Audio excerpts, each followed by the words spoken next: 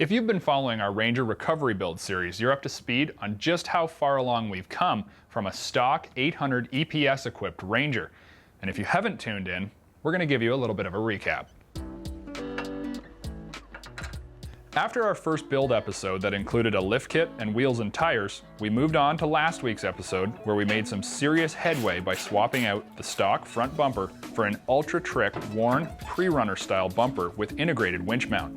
We also took the time to hook our rig up with a Warn XT40 winch and a full under chassis aluminum Warn skid plate to keep our driveline out of harm's way and protect crucial frame components. And while we did address key recovery components, we didn't go far enough. The truth is, a front winch on a recovery vehicle is great, but there are many times where recovery requires more than 50 feet of line, along with the ability to pull from both ends. Keeping the functionality of the Ranger's tilting cargo box is important, so pulling from the rear is going to take a little creativity. I can't use the cargo box itself, it's just not strong enough.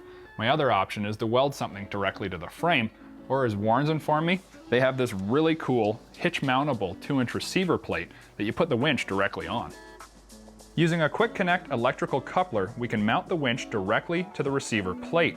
The trailer hitch is a strong point on the frame and will handle this job no problem, allowing us to pull in both directions without the worry of an attachment point failure.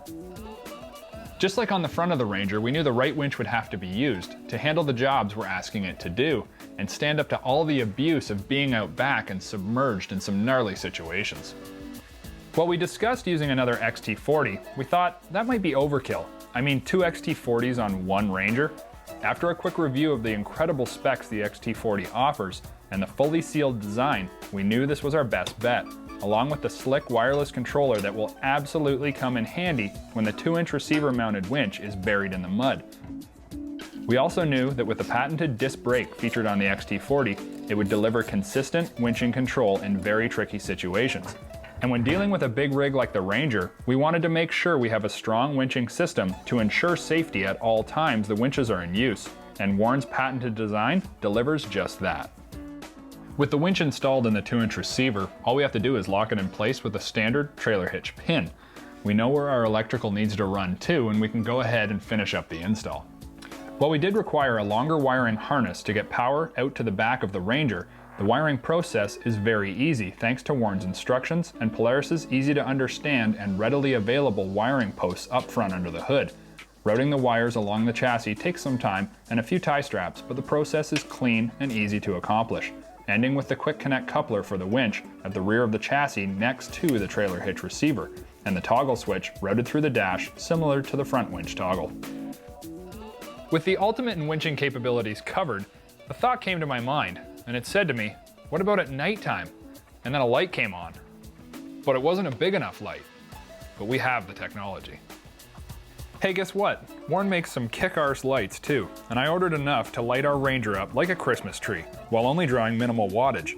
Using 2 ultra-sweet aluminum light bars to mount the 12 lights, yeah, 12 of them, we can be sure we will have enough light at any time to get the job done. And if you've ever been stuck at night, you know there can never be enough light. However, almost always they are buried in the mud and you're begging to see what's going on. We opted to use 2 different styles of lighting for this build, the smaller fog light and the larger HID driving light. Because we're using 2 different styles, we can project this light both far away and up close, and thanks to an adjustable mount on all of the lights, we can put it exactly where we need it.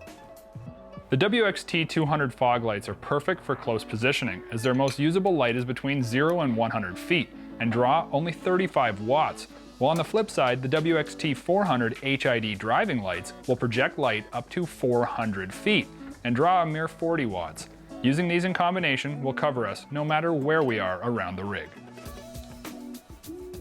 During today's trail tech, I didn't just install a superior combination of winches and lights, I bolted on the confidence required to head out anywhere and know that no matter what time of day or night, getting out will not be a problem.